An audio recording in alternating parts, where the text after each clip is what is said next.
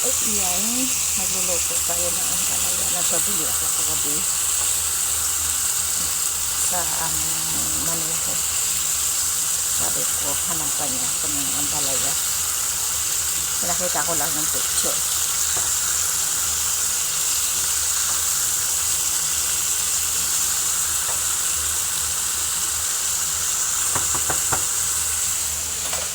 Ganyan lang siya mga may, kasi hindi siya pwedeng maluto masyado.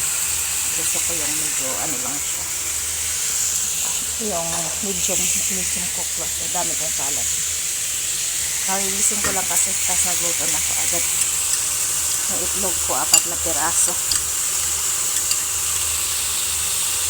So ilagay na natin yung itlog. Ay.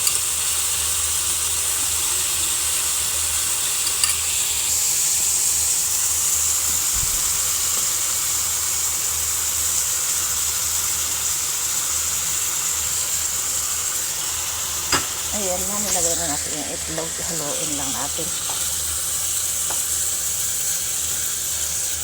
Para hindi siya ganong luto. Nilagay ko na agad yung itlog para ano lang siya.